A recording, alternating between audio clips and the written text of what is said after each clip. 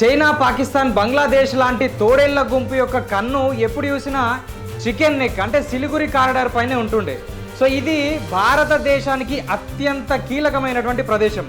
So ఎందుకంటే దాదాపు 20 నుంచి 22 కిలోమీటర్ల వైశాల్యం వెడల్పు కలిగినటువంటి ఈ ప్రాంతం, సో దీని గుండానే రైల్వే మార్గం ద్వారా, రోడ్డు మార్గం ద్వారా మాత్రమే సో నార్త్ ఈస్ట్లో ఉన్నటువంటి 7 సిస్టర్స్ అంటే మిగతా 7 రాష్ట్రాలకు మనకు ఆ లింకును కలిపేది ఈ సిరుగురి కారిడారే, అంటే ఈ చికెన్ నెక్ ప్రాంతమే.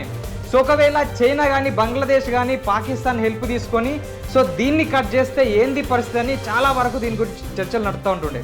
సో ఎందుకంటే ఈ షేక్ హసీనా దిగిపోయి మిగతా ఎవడైతే మహమ్మద్ యూనిస్ వచ్చిండో వీడు వచ్చిన తర్వాత అంటే మళ్ళీ వెళ్ళి పాకిస్తాన్ను కలవడం, మళ్ళీ వెళ్ళి చైనాను కలవడం. సో కలిసి మనం ఈ చికెన్ నెక్ను మన ఆధీనంలోకి తెచ్చుకుంటే ఈ సైడ్న భారతదేశానికి చెందిన 7 రాష్ట్రాలు మన ఆధీనంలోకి వస్తాయి. దీంతో పాటు వెస్ట్ బెంగాల్ కూడా మన ఆధీనంలో ఉండిపోతుంది. బే ఆఫ్ బెంగాల్ను మనం రూల్ చేయొచ్చు అని పలుమార్లు చైనాకి వెళ్ళి వీడు అక్కడ వాళ్ళతో మీటింగ్లు పెడతా ఉంటుండే. సో ఇలాంటి సందర్భంలో భారతదేశానికి చెందినటువంటి రక్షణ వ్యవస్థ, సైన్యం సో మళ్ళీ వెస్ట్ బెంగాల్లో ఉన్నటువంటి టీఎంసీ ప్రభుత్వాన్ని వేడుకుంది. అటు సెంట్రల్ గవర్నమెంట్కు అప్పీల్ చేసుకుంది. ఏమనంటే ఈ సిలిగురి కారిడార్లో ఉండే 120 ఎకరాల భూమి మా ఆధీనంలోకి, మా నియంత్రణలోకి ఇవ్వండి.